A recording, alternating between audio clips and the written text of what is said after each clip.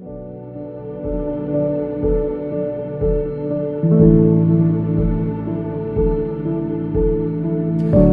alaikum wa rahmatullahi wa barakatuh. My name is Ali Dia, the Executive Director of Ta'leef, and with us is Mike and our beloved sister Indiri.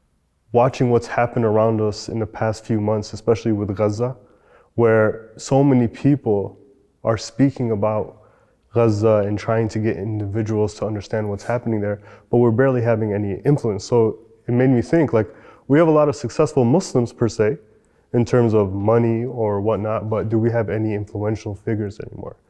Influential Muslims that really, when they speak, people care about what they're saying, beyond just the Muslim community. The last individual that I can almost remember being like that, or having that kind of impact, is my namesake, Muhammad Ali. And when he spoke, or when he moved, people actually listened. I think there's like a differentiation to be made between influence and impact, right? So I think Ndidi was talking earlier about the word influencer, how you don't even like that term anymore because of how you've seen it kind of transform and mold into kind of this whole new word, right? So to say, through social media influencers. So you have influence, which is the ability to actually reach a wide audience, right? And maybe have people listen to you. But it doesn't mean that your influence leads to a positive impact, right? We know that how many people out there try to start initiatives, they try to do things, they try to get an impact, but they're people with no influence. So it's like the wrong person, right, who's trying to make a change in the world. And they're knocking, but no one will ever open the door because they don't have influence. So in order to make impact, you need to have influence, right? And I think we do actually have a lot of people in Muslim leadership who are in positions of influence. How many people are in the White House cabinet? There's a lot of Muslims, but even them, they can't stop it. They can't stop the government's support of sending bombs and money over to an oppressive government, right? So there's influence, but there's no impact. Right? And I think that this is something important for us to think about, that if we do have a voice or we do have some degree of influence, how do we create impacts? And how do we hold leaders accountable to creating impact? Yeah, I mean, you took the words right out of my mouth. That's exactly what I was thinking. I guess I'm just more concerned about impact.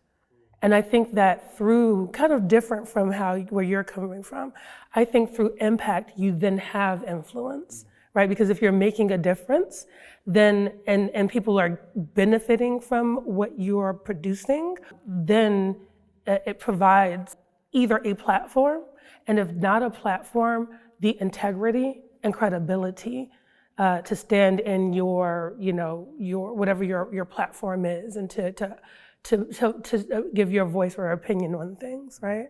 I think that we're in a culture where everyone is looking for a particular look, a particular soundbite, a particular clip, someone who's going to bring the masses this way or that way.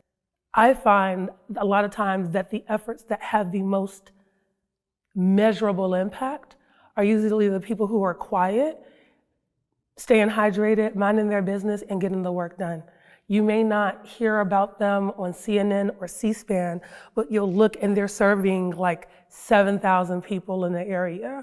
They're feeding and clothing and providing jobs and support for thousands of people in their area, but you don't hear about them because they're not necessarily creating a marketing and media machine that just funnels out all the updates every day and puts them at the top. So I personally care, I center more impact than influence. We have individuals that have potential, but we haven't brought a certain type of powerful communal support behind that individual. And low-hanging fruit example is we have creatives, right? But when are we actually putting money behind think tanks for creatives to actually become extremely influential in modern day society, and how people should really think about the Ghazan story, let's say, right? Have we placed ourselves as Muslims where we've strategically placed real scholarship,